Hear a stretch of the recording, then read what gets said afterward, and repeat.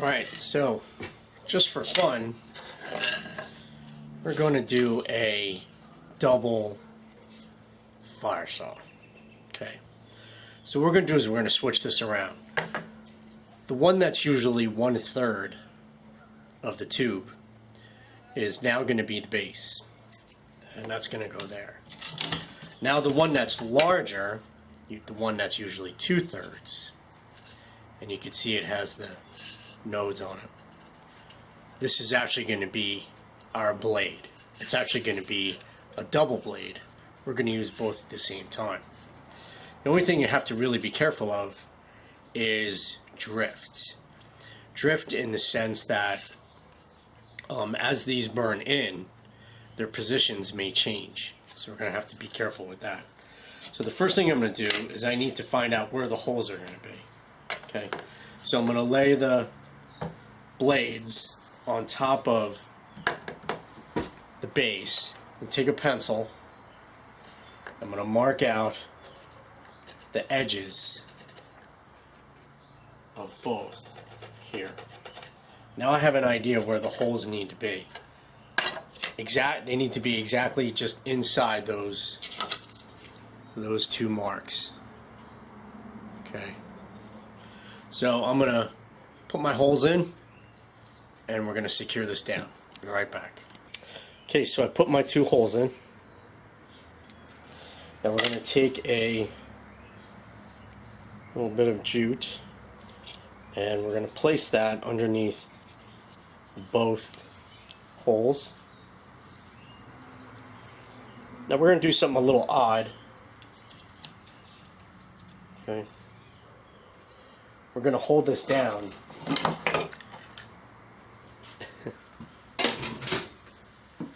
with some ties. Okay, some plastic ties.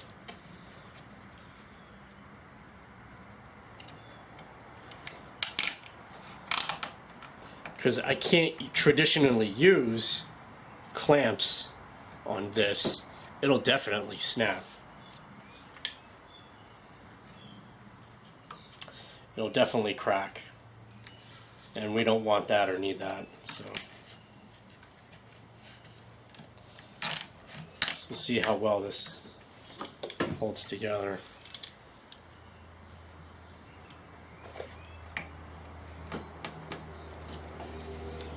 Make these super tight.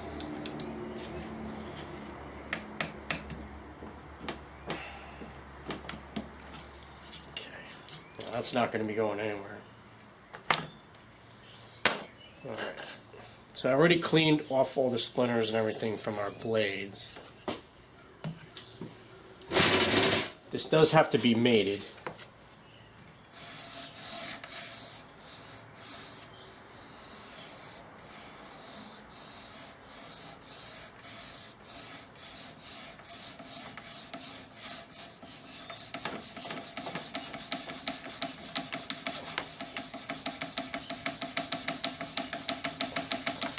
Have to be careful about the pressure that I'm actually placing on the double blade.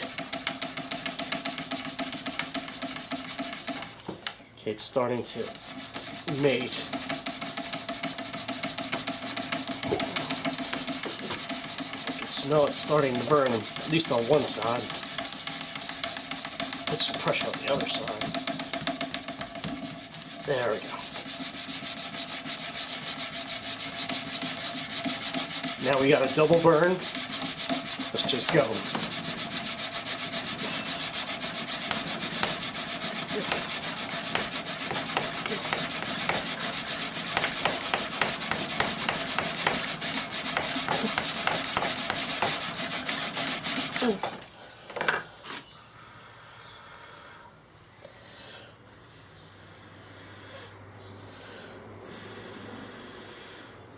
We got one on one side.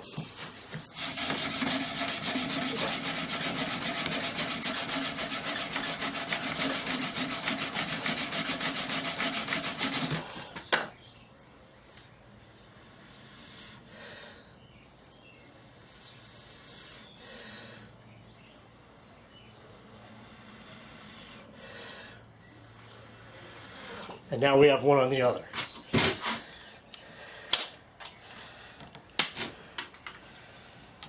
Okay. Let's lift the tinder off. And there's our double coal.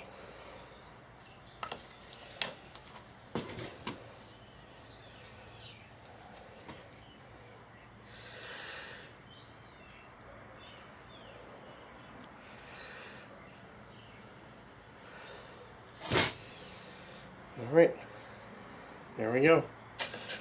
Let's keep going. And here's our, there's a little bit of coal attached to the bottom of this.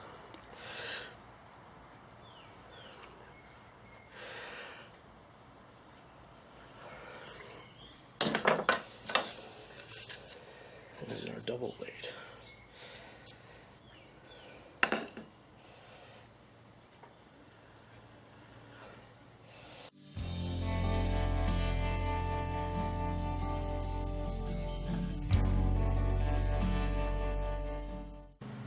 Alright, now this time we're going to repeat that experiment, except we're going to reverse it. So the female base is now going to be the one that moves. Put 2 more new holes in. Okay. And the blades have been secured by putting a dowel rod inside, and the dowel rod is supported by 2 clamps. Okay, because I'm afraid this thing is going to crack. So the dowel rods take up the space to hold it as well as securing it, and hopefully during the process it's not going to crack. Okay. So we'll take a new piece of tinder, some jute, put it in our moving base.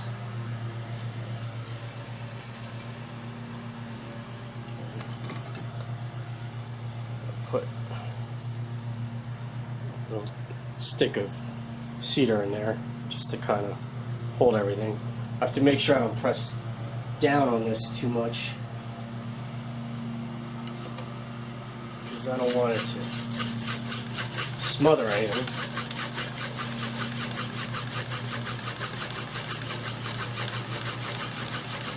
Let's see how this goes.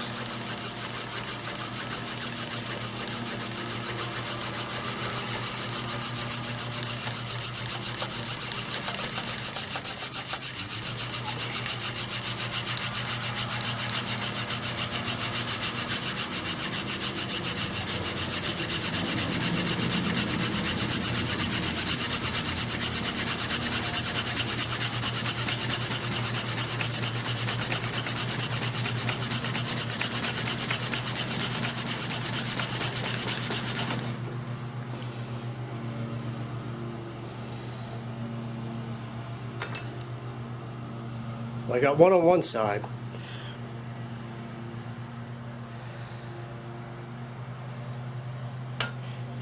Think I could light up the other side? Let's give it a shot.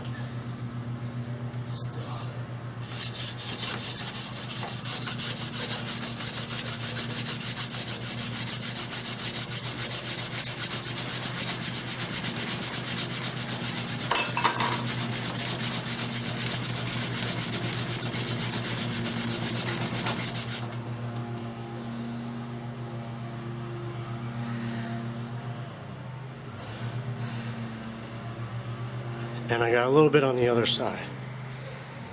There we go.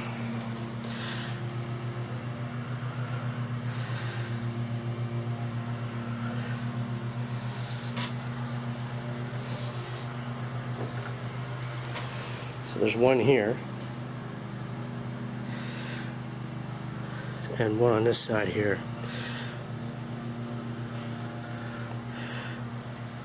Well, that side's dead. Dead now. Alright. So I got one side and then I got the other. They're both out now. And just to see what we could do. Alright. And there we go. Let's keep going.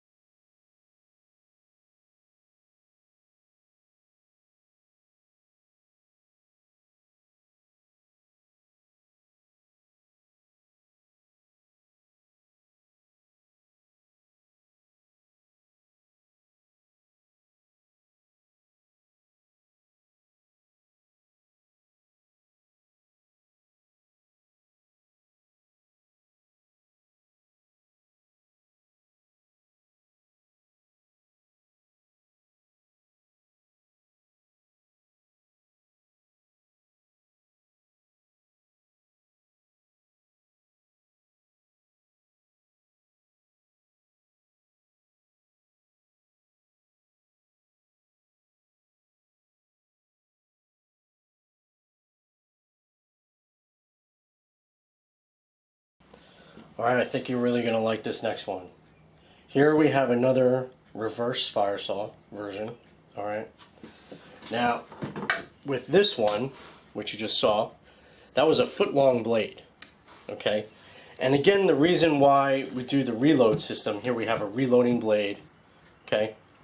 It's like economy of materials. I don't like to waste materials unnecessarily. And plus it's just easier to only have to make a reload rather than to make whole new sets all the time. And we started with that with the drill methods, where we didn't have to keep making a whole new base and a whole new spindle all over again. All we need to do is make reloads. Okay. Well, to even further improve on that model, okay, we have a one-piece piece of pine stud. It's very thin. I think this one is, let's see, it's actually less than an inch wide. All right, and what it does is it has a groove in it, which was cut by my table saw. It has 2 nails in it, just as like stoppers. And the reason for this is, here's the 12-inch blade we just used on the larger version, but the one that this one fits is only 9 inches. And as you can see, it's even smaller than the 12-inch one. And this little sliver of bamboo fits right in there like that. Okay? And it's held in place by the nails. Now this is the only piece that we need to make, other than the base, the female base version. Okay? Again, it has wings, so it can be held down on the ground or on my table with the quick clamps.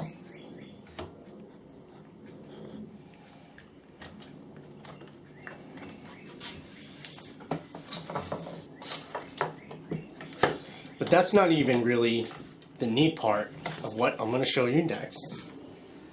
And it is this.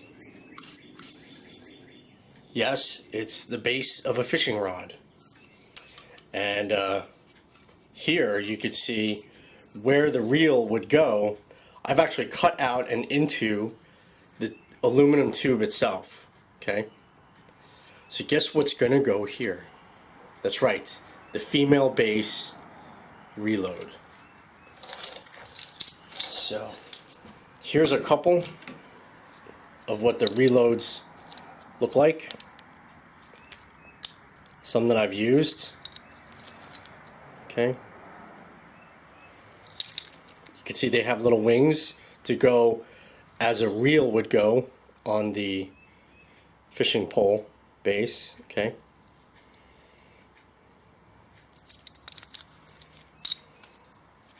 We're going to use this one, I think. Here I've used one hole here already to a success, and now we're going to start with this one.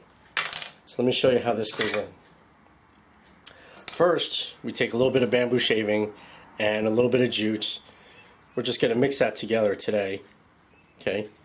And that's going to fit inside the tube. Just like that. Make a little bit of a cushion of it. Now we take our reload, our female base reload, and we clamp it, screw it in to our fishing rod base. Now we have actual handles, like a bicycle or motorcycle handle, for our reload, which is even smaller, and you can economize on even more material. Alright? So this is pretty secure. I scraped this down already, so there should be no splinters to go into either my hand or the hole, which would destroy everything. Okay. Again, we have to make this together. Now this one's a little lower to the table, so I have to use the shorter part of this handle, which is angled toward the table, of course. Have to adapt. Alright, have to get this mated. Again, this is only 9 inches because I know that the most my stroke could be when I'm really going at it is 8 inches. So that's the only length that I need. I just need to keep it in the middle. So it's getting mated together. You can smell it starting to burn. I think it's warmed up, so we're just gonna go.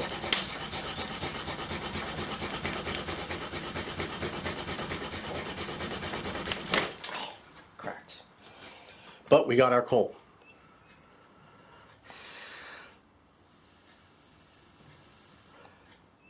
Oh, almost. My reload cracked. That's okay, you should see that. Almost had it though. It was so close. So we're going to do another. So let me get another reload together and we'll do it again. Okay, I left the coal dust in there. A new hole, new reload hole. Okay. Screw that in nice and tight. Made a brand new blade, 9 inches. This one's a little wider, so it'll definitely last a little longer if I don't break it. Okay. Got to keep our angle because it's going to the right, down to the right.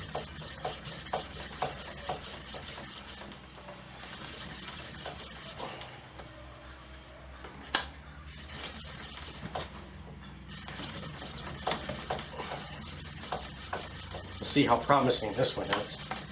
So it's mated. It's warmed up.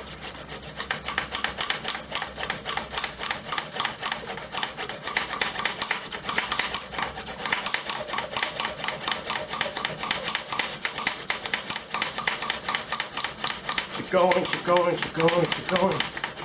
Keep going. Keep going. All right. Let's see what we got.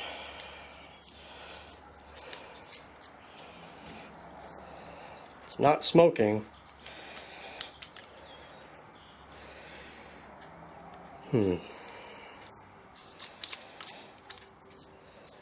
Let's keep going.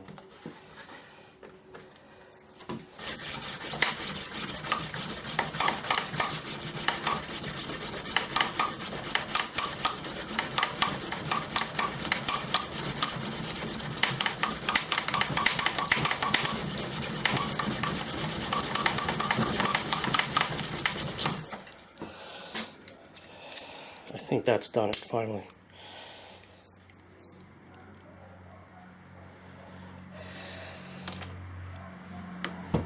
Just have to keep going sometimes.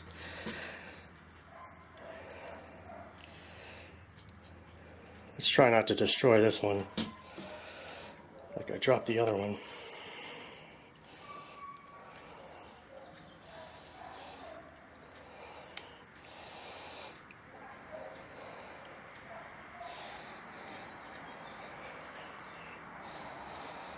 Okay.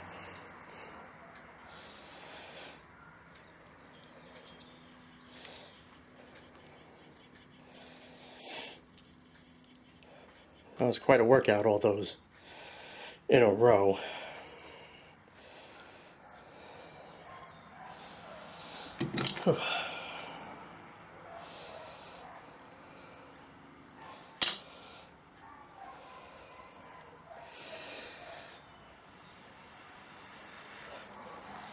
But well worth it.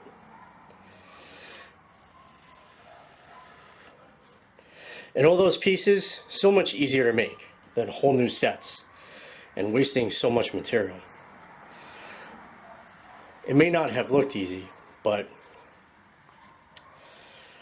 I wasn't balancing my variables, but that's me, right? That's all me. That's not the fault of the technique or the method. That's me not balancing the variables. And we have fire. Again. Okay. Next bunch.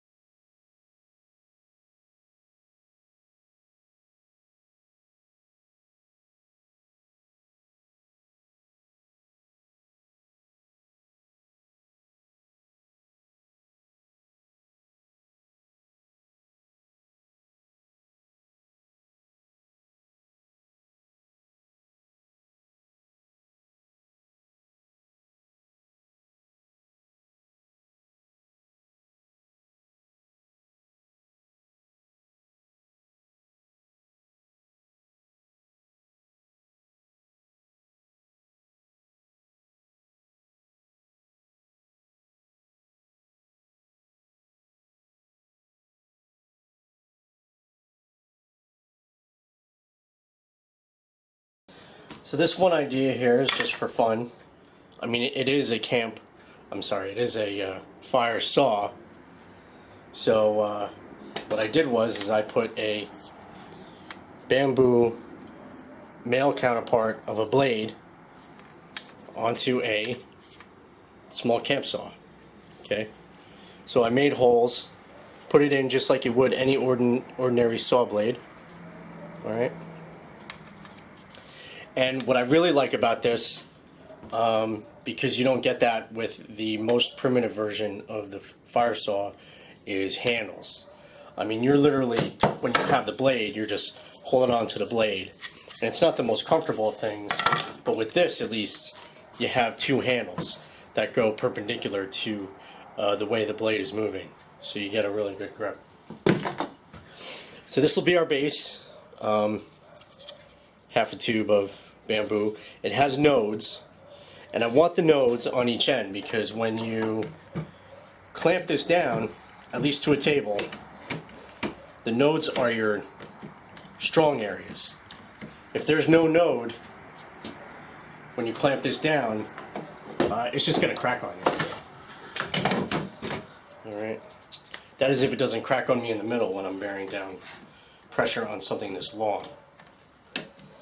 So we clamp this to the table. Oops. How do you like that? We have a marble size bamboo shaving tinder that's going to go under the hole. Let's clamp that down again. Whoop! I split it. Will it hold though? Do we push it? Do we push the limits? Do we dare? Otherwise we gotta start all over again from scratch for a new base. Let's see.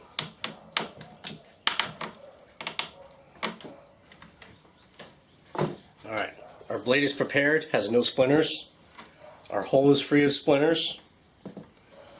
So we have to get this. Now again, you can't do a seesaw action. This has to be in a line. Just like with the drills, there has to be a straight axis. With this, there has to be a straight line. So no rocking back and forth. This has to go straight across.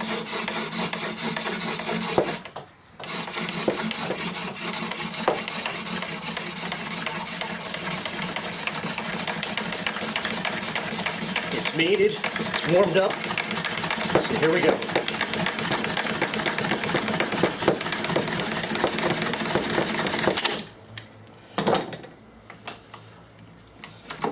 And we got our coal, I think.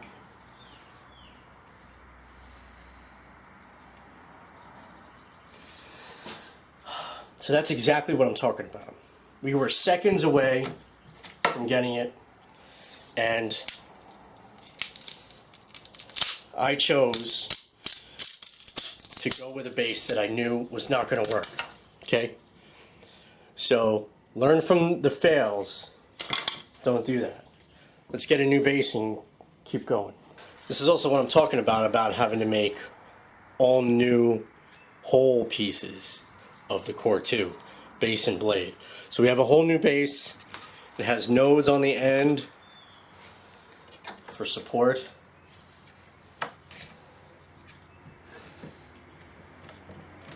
I believe the other bamboo was a little weathered, so it was weaker. Oh, I did it again. It's because I can't talk and chew gum at the same time. So our tinder is there underneath.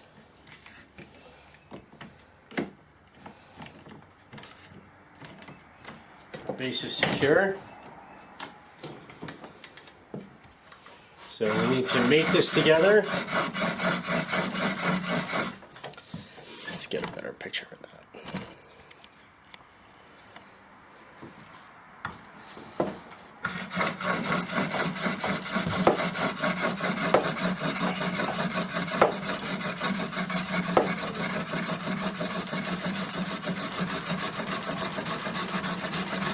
Looks like it's warmed up, so let's go.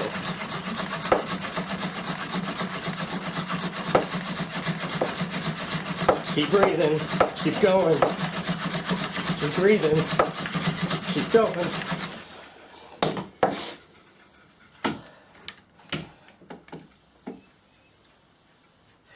Yep, we got it. It's smoking real good. Okay.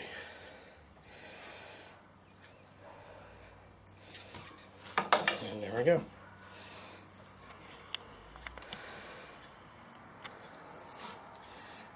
It's getting hot.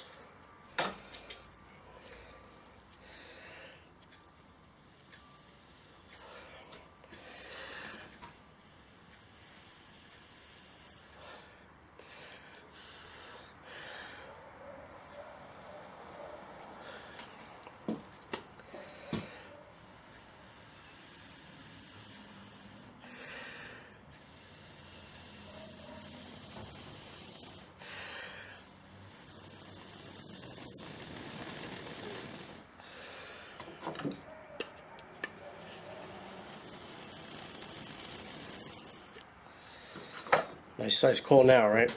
Okay. So, that's it with the bamboo versions. Now we're going to move on to a few different other kinds of versions of the fire saw. Mostly Australian types. Alright? Next.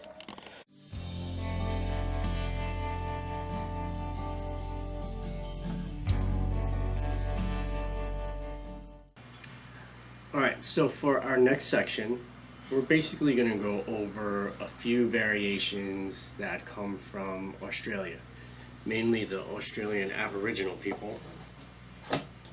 And they had quite a few variations on how to do fire saw.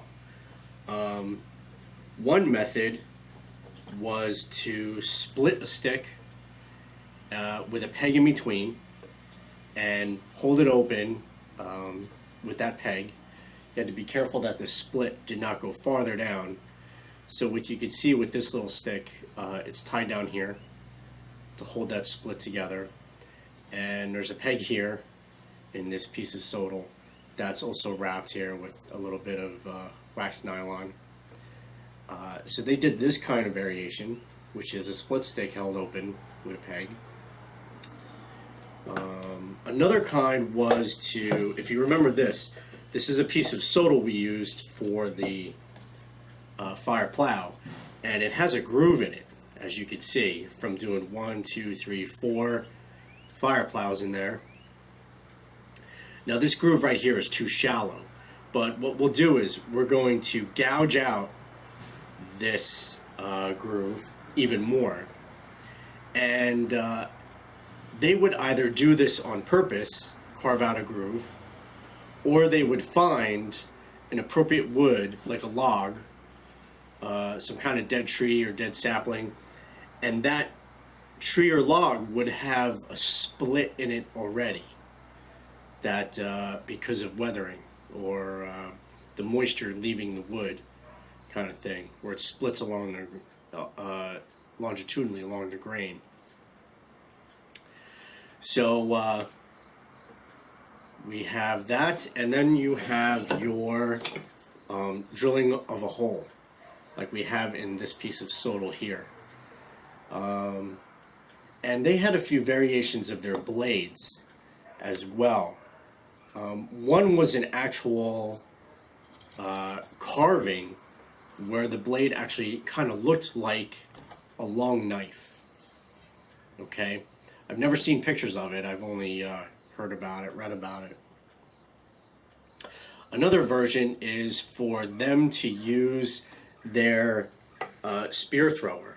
Now they don't call it atlatl there, I think, but they have spear throwers. They have the dart throwing handles that they use for their spears, and apparently it's made out of hardwood, and it has a nice edge on it that they would use. They would use that actually across the base to start a fire.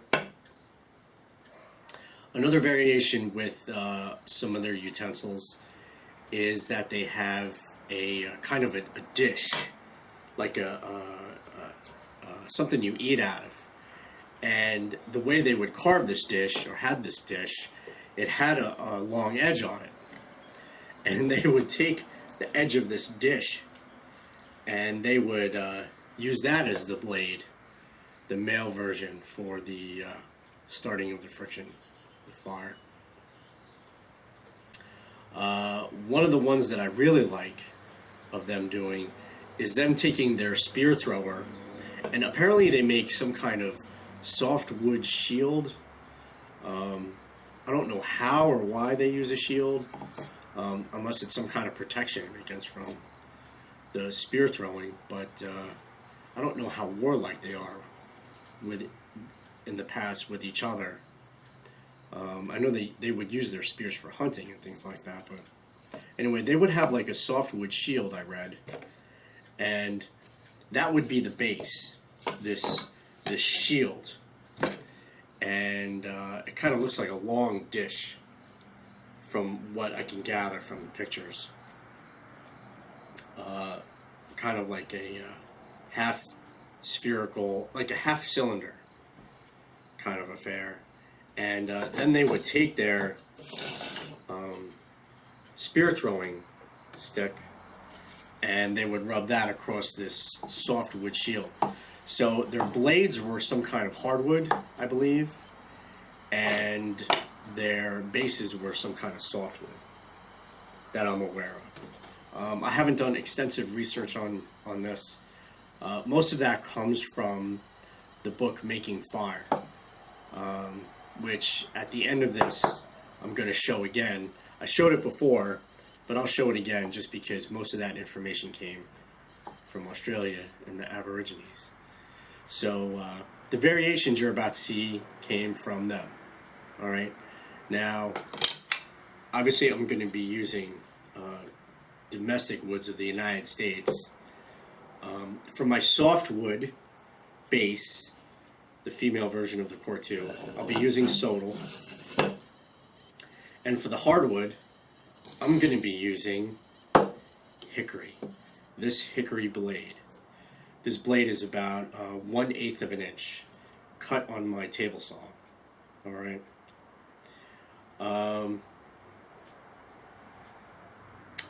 Now the version that I'm going to show you first is the version that was shown to me by Barry Keegan and a friend of his.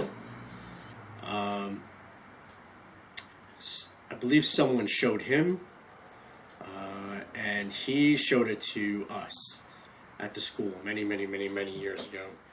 And it was pretty much unbelievable because we were doing the bamboo fire saw, but at that point, as far as we knew, we were just limited to bamboo.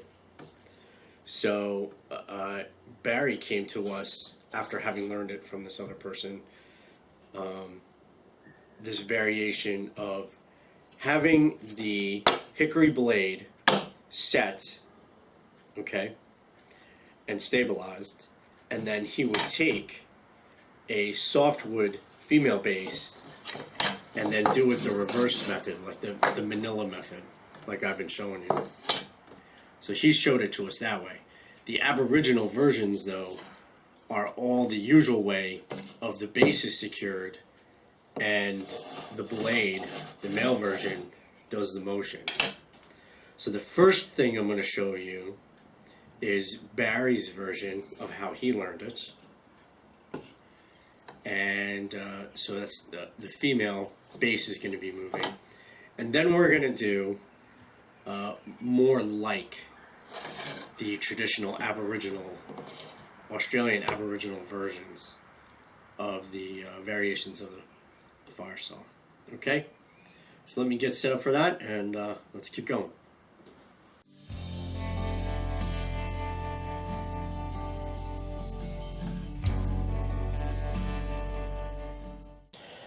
Alright, so here we go.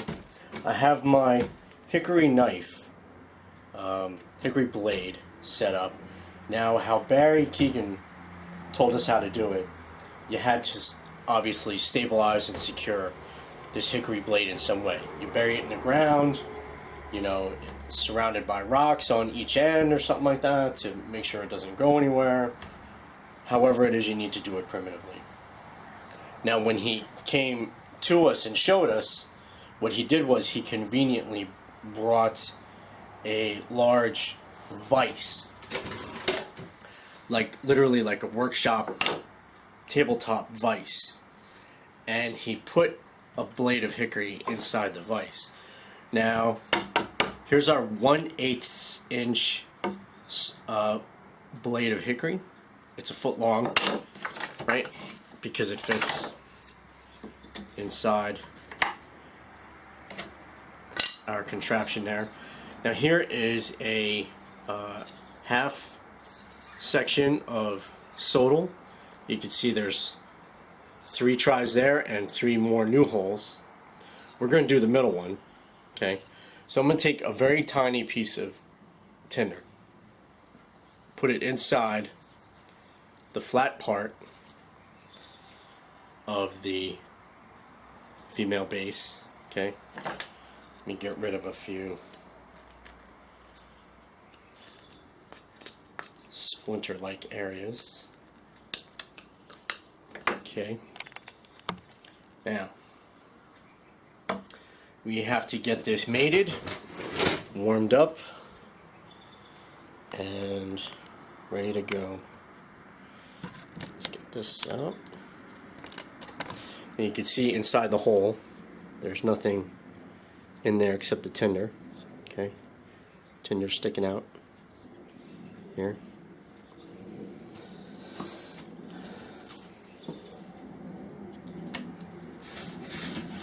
Now, it's not tilted like the bamboo, so we can go straight on. Okay.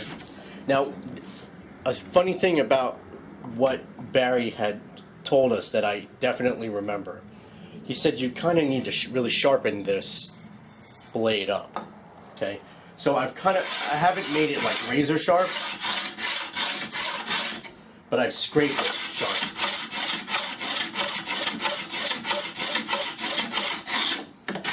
All right, so it has a little bit of an edge on this hickory. Okay.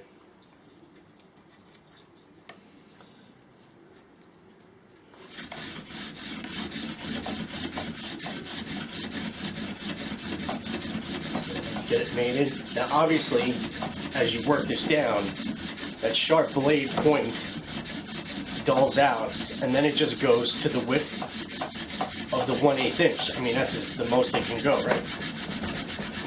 So here we go.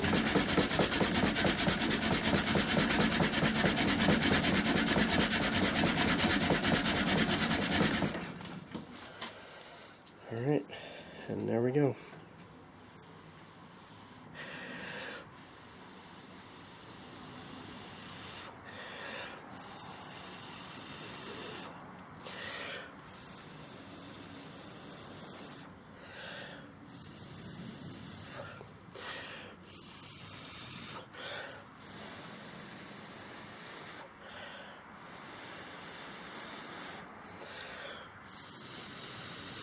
And there it glows.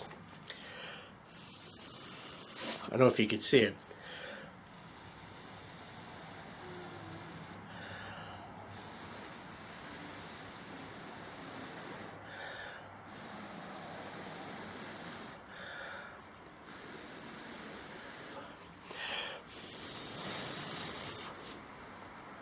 I'll pop it out for us here.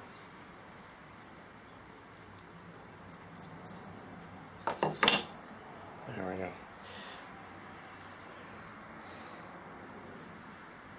And there's the domestic version of the fire saw without bamboo. Okay.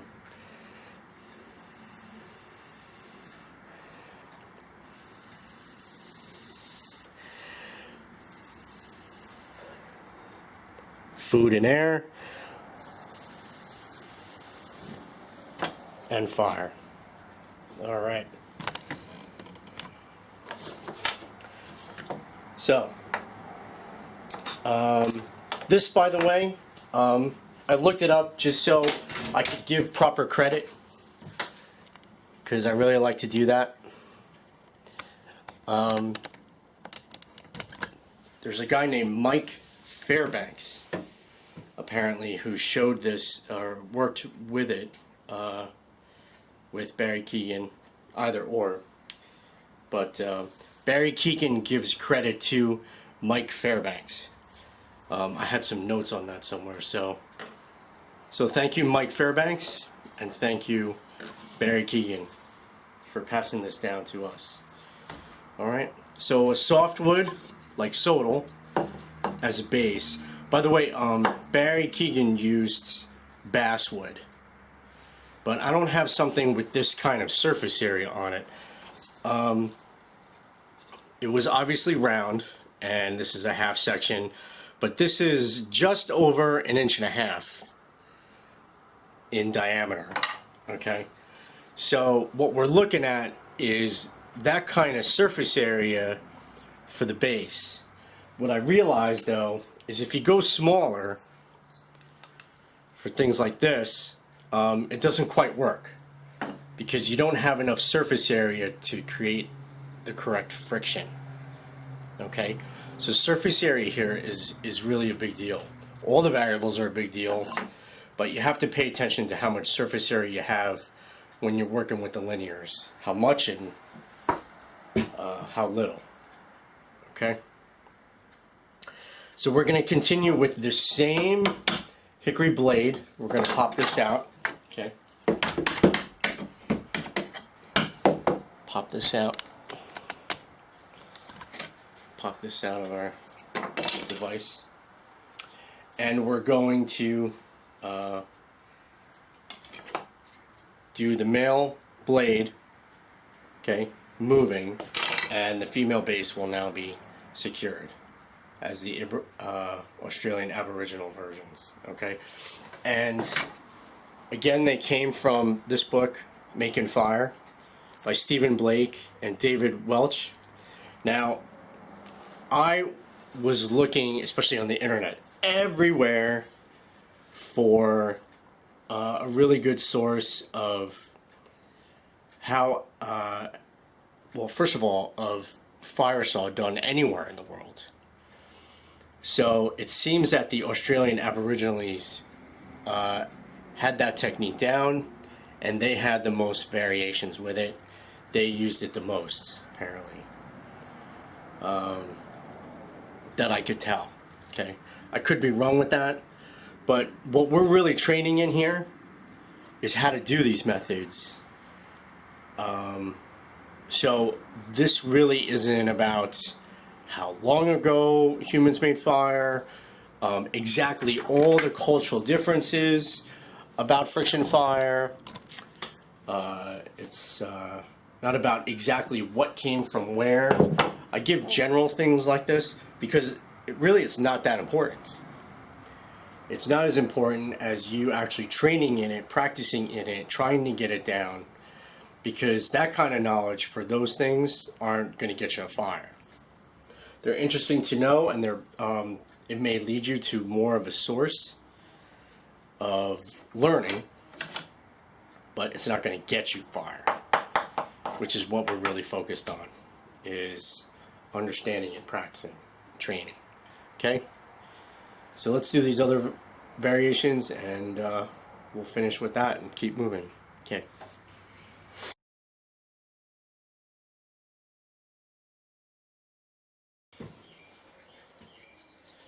There's our half a sodal. You can see my past 2 attempts before that. Not today, though. Here's a new hole we're going to start on. Our blade of hickory, which is a 1/8 of an inch, actually, in width. It's a foot long. We have to get this mated, warmed up, and then go for it.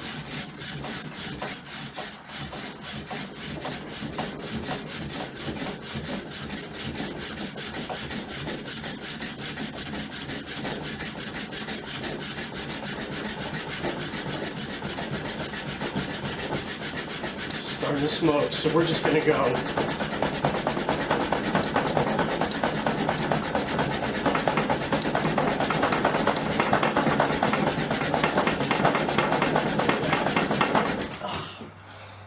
Whew. Oh yeah.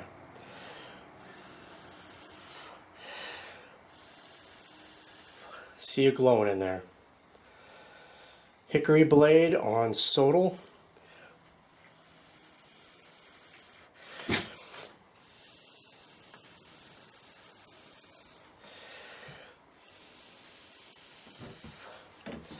The sodal was our female base, which moves in this instance. It's the reverse fire saw. And our hickory blade is the male counterpart of the core 2. So we're going to pop that coal out of there carefully. And there we go.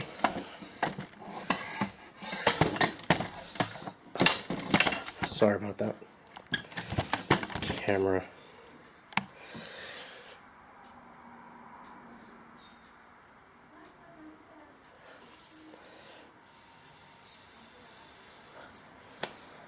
All right, let's keep going.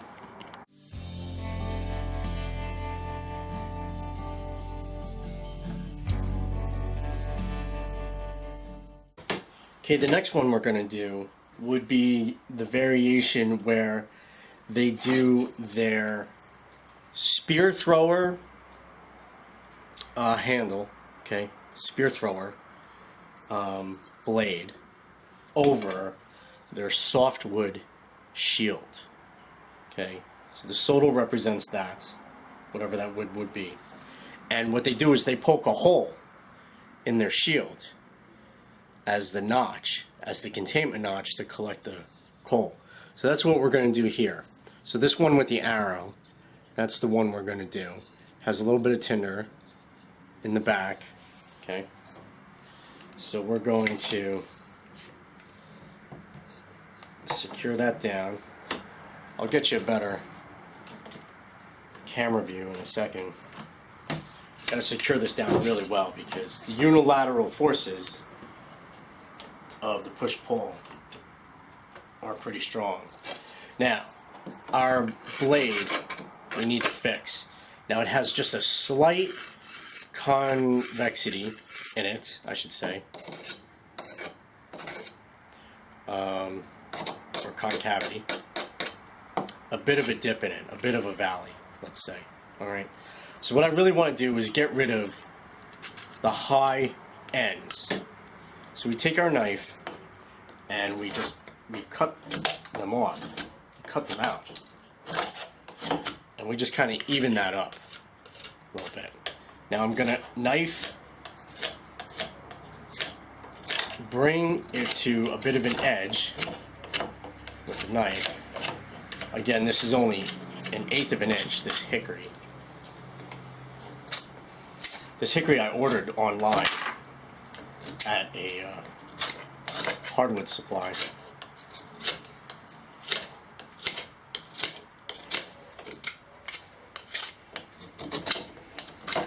So we even that down, and then we kind of blade it up, like Barry suggested. And let's put an edge on the whole thing, all the way down.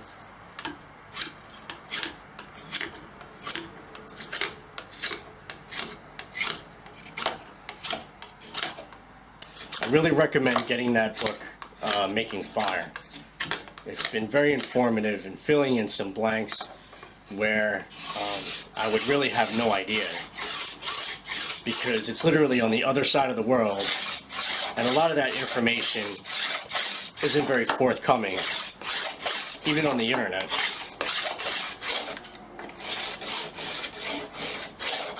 Just doesn't seem to be out there. So thank God for Stephen Blake and David Welch putting this book together. All right, so I think we're ready. Let me get a better angle for you. Let's see. So the solder represents our softwood shield.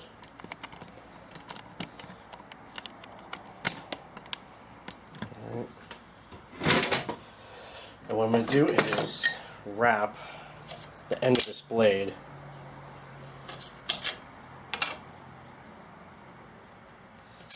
with towel a little bit, just to protect my hand. Okay, and I'm going to have my hand on top here for this part. Okay, so let's get this mated and warmed up.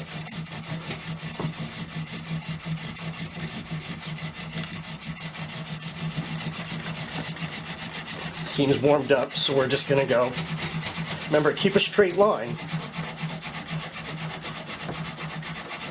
You have to keep a straight line.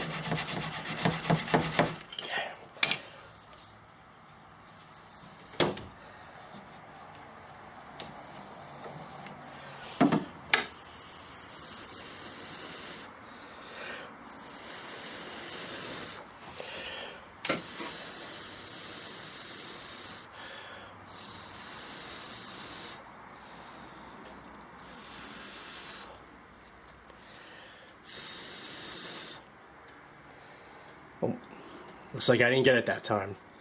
Well, we got one more hole. Let's do that one, okay?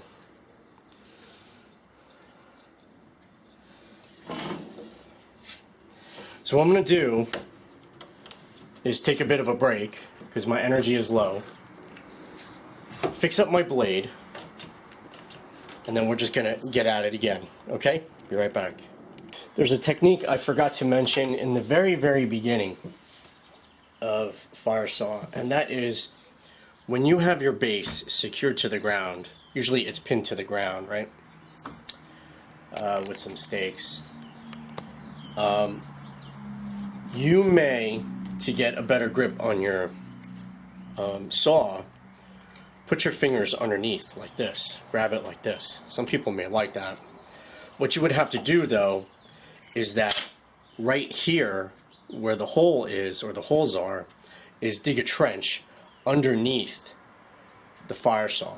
Okay, you don't want to dig all around it. I mean, the base needs to be supported, but here directly underneath I would dig a trench, and that is the variable of space. You want to have space for your fingers so you're not dragging on the ground or in the grass or on rocks and, you know, knuckle dragging and then hurting your hands. And here I'm going to actually try to do it this way with my thumbs on top to add more pressure with my fingers, okay? And I'm trying not to be hitting the table here and scraping my knuckles. Again, you must keep a straight line, as straight as possible. If my knuckles hit the table, I know I'm not keeping a straight line, right? Alright, so we're back again. You know what I really think the problem is? I think the hole was really too small. so I don't think it got enough air and was able to form correctly.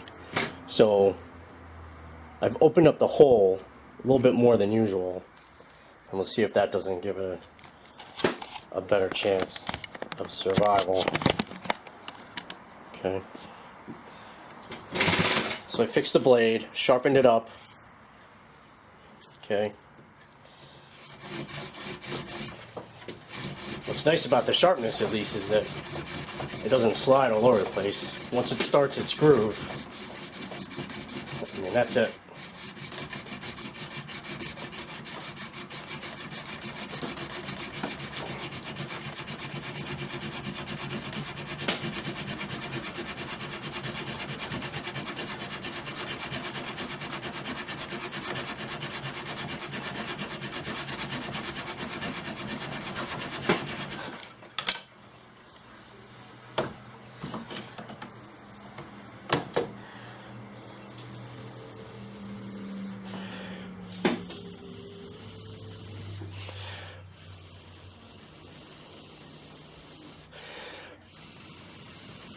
Well, we got it this time. I don't know if you could see. Sorry. I might have been out of camera view.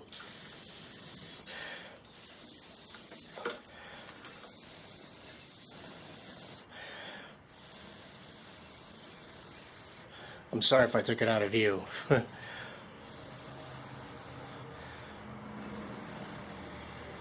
can see the smoke coming out the channel. No, that was definitely it. I realize now I had to fix the variable of the containment notch. It was really too small, and it was just crushing itself, as well as not getting enough air. It couldn't form correctly. So that was a vital variable that I had to fix, and it's fixed now.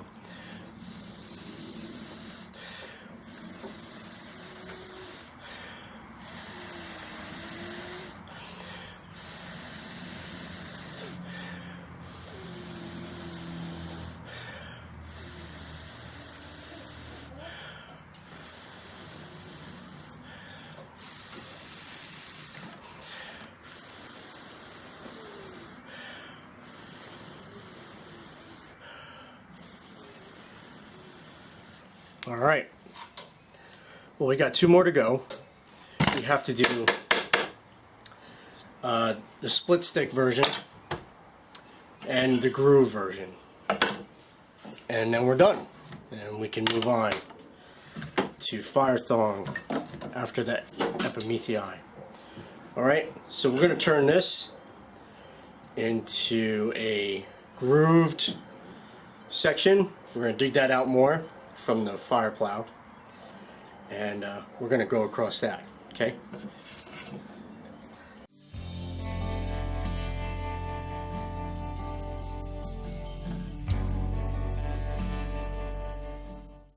So we're getting ready to do our last few methods, techniques, and this one is going to be the groove in a either large branch or log or sapling of that nature, or a split that happens in those pieces of wood.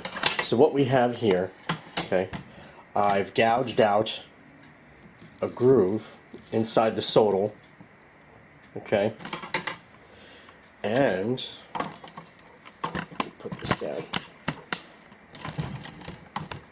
What we're going to do too, to hold the temperature in, is we're going to take tiny pieces of tinder, some pieces of jute, okay, and I'm going to carefully put those on each side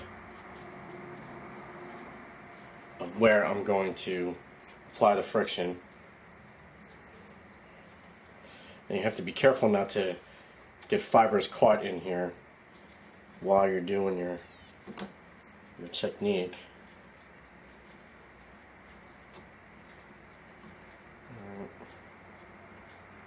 This is going to help hold the temperature in.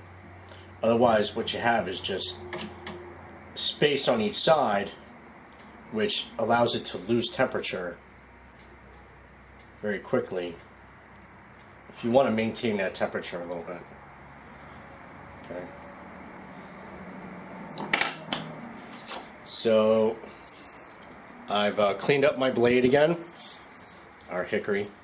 It has a bit of an edge on it. It's still 1/8 of an inch. All right. And again, we need to keep that line, that straight line.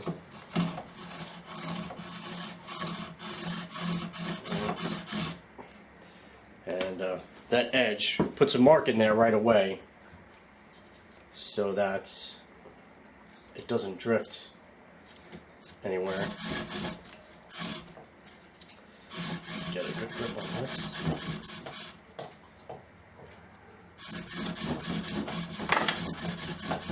So we're going to get this mated.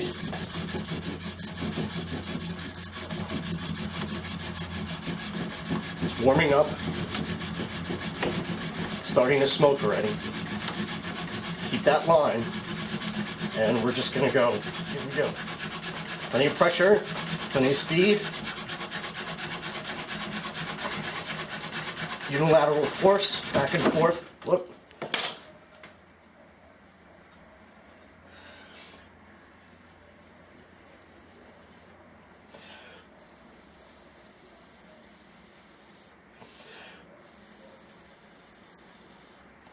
And we have our coal.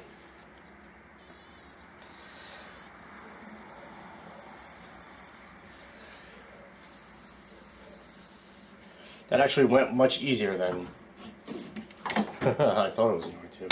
But I lost stability with the clamps.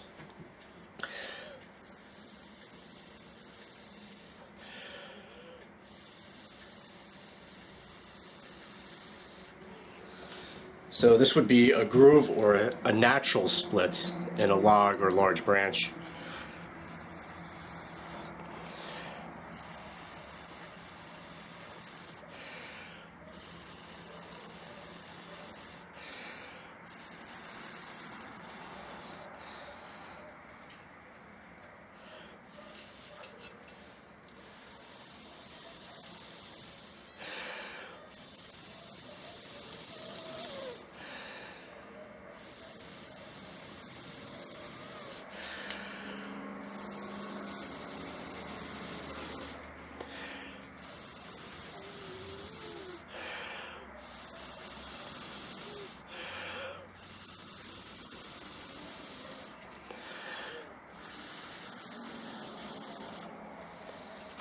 Very nice. It's good coal. Starting to run out of fuel though. Alright, so the next one we're going to do is a split stick. So we're actually going to take this same stick. I'm going to run a split down it. I'm actually going to crack it in half. Put a peg in between and tie it down so that the split doesn't go all the way down the rest of the stick. And then we're going to do that again. Split stick method. Alright. We just did the groove method. We're going to do the split stick method. And we're doing pretty good. Okay, let's keep going.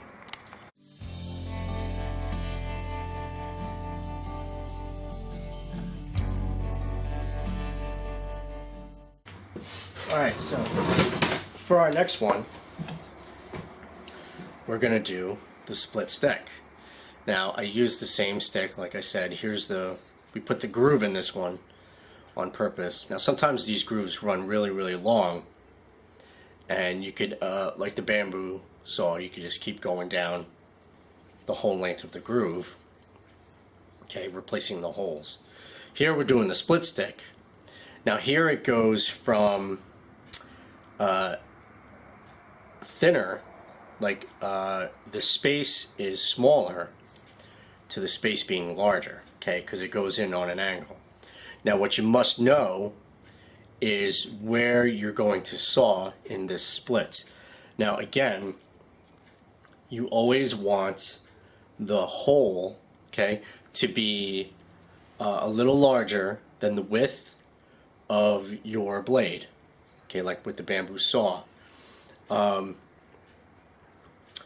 With the hardwood on softwood, I like the hole to be just like slightly larger, maybe almost twice the width of the wall of the blade.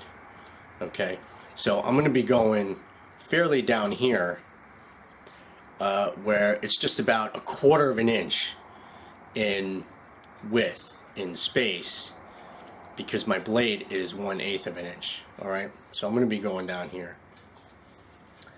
Now, again, there's a lot of space in here, and so the temperature is going to cool.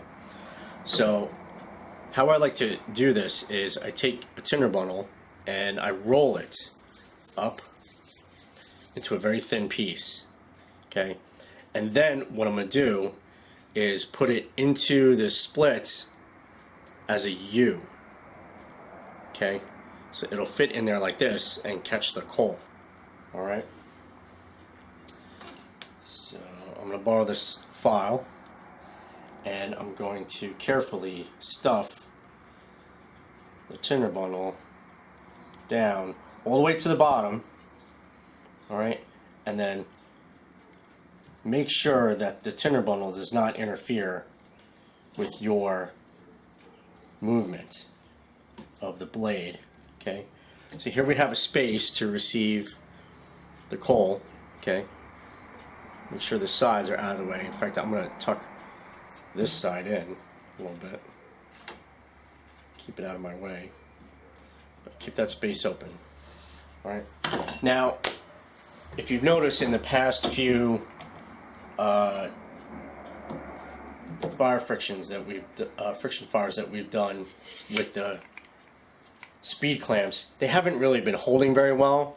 The unilateral forces are too great.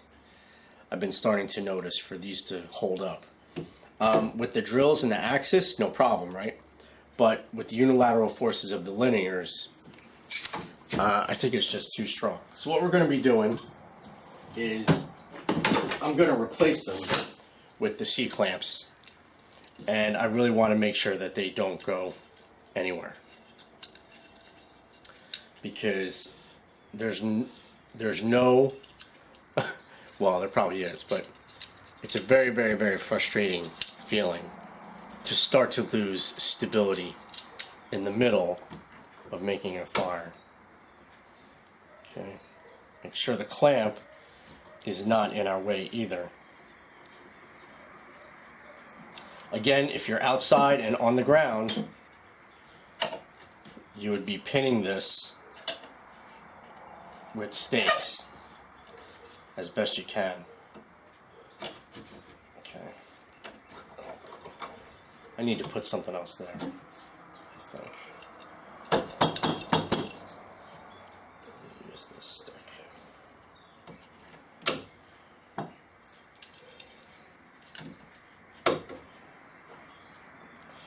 Now, preparation and doing it, get everything set up in the beginning is very key. Okay. All right.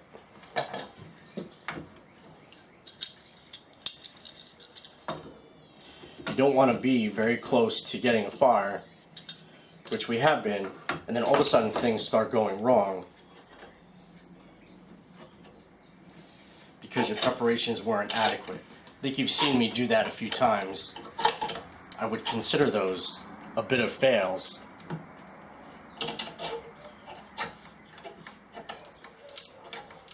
Okay, I don't think that's going to go anywhere. Let me fix my tinder again, my space. Alright. Fix my blade again. Okay, it has an edge on it. I've straightened it out by taking off the high ends, so it's flat and level again.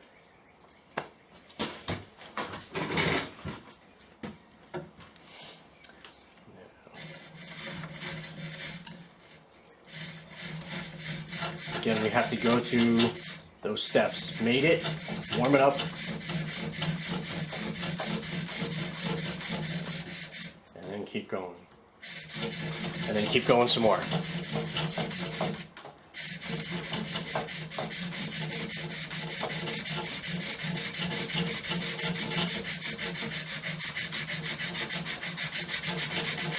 Okay. warmed up, so here we go.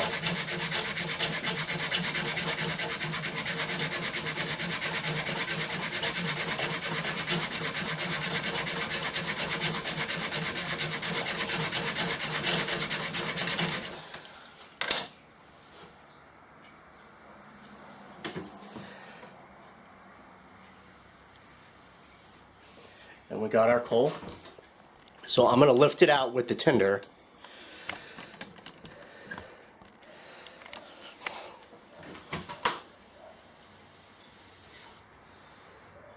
See, we take our U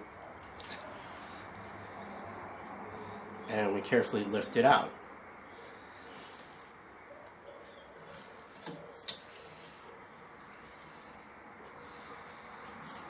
And that way we don't drop it.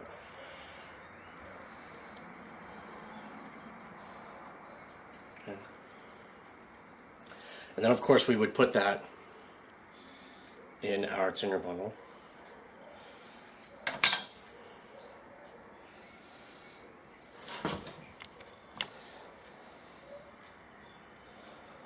Shall we? This is the last one. Okay, fold it over.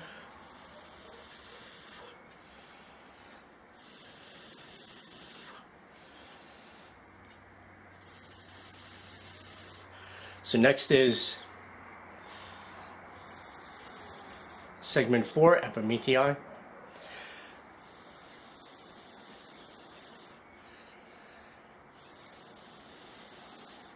And then we will be done with fire saw. We're going to go on to fire thong next.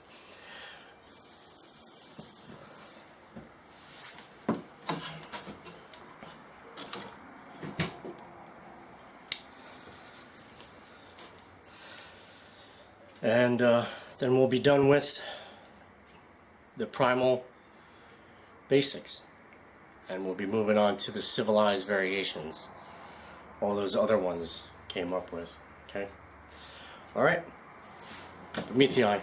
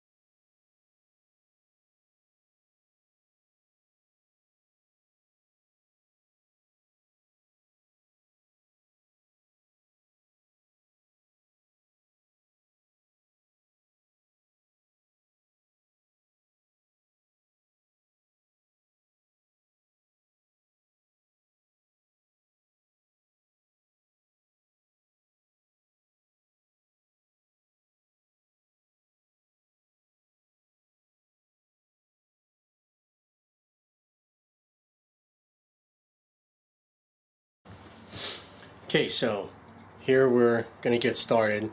This is the burdock section, a lower piece of the burdock from the pics that you just saw. Okay, it's all dried out now, it's seasoned. So here, this was a piece that just came off here. Off the base here. Okay, we just cut this off. And as I split it in half, you can see that it's curved, but when you turn it on its side, you can see that it's straight. So what I did was I split it where it's straight so that it'll lay flat. Okay, now the curve won't matter this way, so that way it'll lay flat. So here's our piece that we're going to use. You can see that there's a pretty good pith in there. So I took the pith out of the one that we're going to use for the base. You can see there's 2 holes in there started.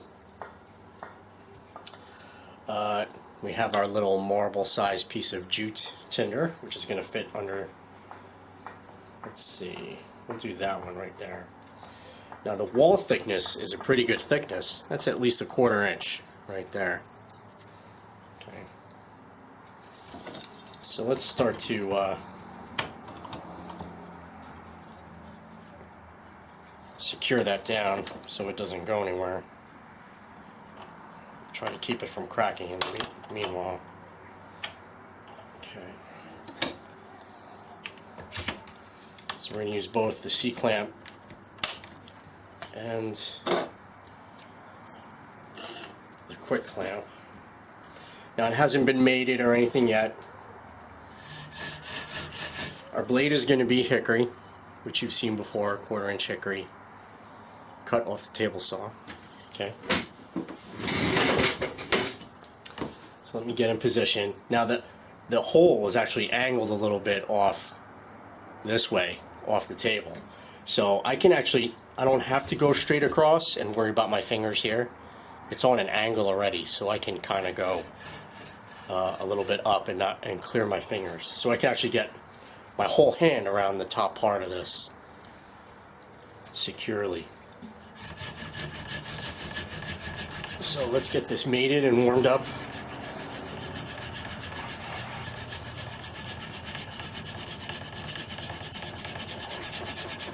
Starting to smoke.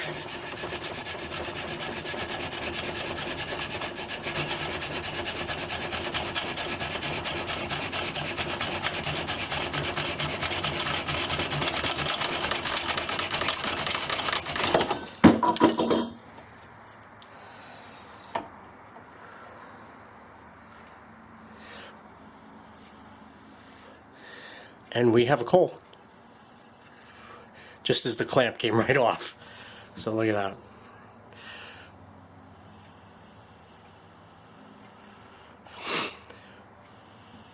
So here's Burdock fire saw base with hickory blade. Okay, awesome. Let's keep going.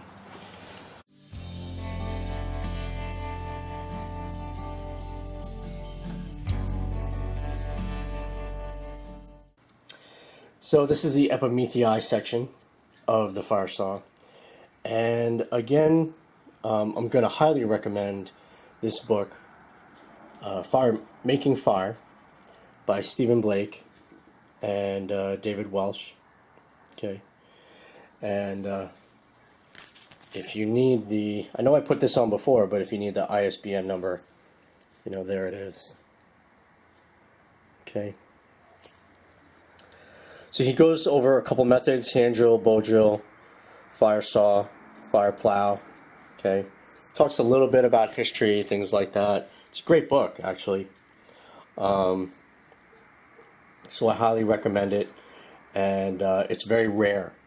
So good luck finding it. So if a lot of people are watching this video and you're hunting down this book, I hope they put a whole lot more back in print. Okay. So, and with that, another thing I should tell you, by the way, is that whenever there's a picture in here of Aborigines doing the fire saw, it's always a 2-man operation.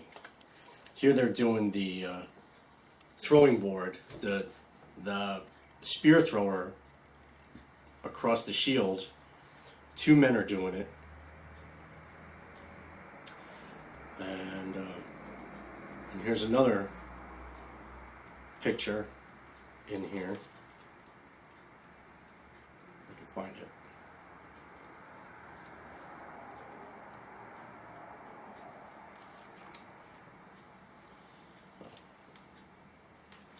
Of them doing fire saw, but it's usually they'll do a 2-man operation, much like the but they're helping each other out. You know, it's like the Maasai. When you see them on YouTube and stuff like that, they're trading off. So there's a whole group of them. One person does a couple swipes, then another one picks it up, does another couple swipes. But it's just much easier with the fire saw to have two people. The only problem is hopefully you can get up enough speed to get it to that critical igniting temperature, if you remember that.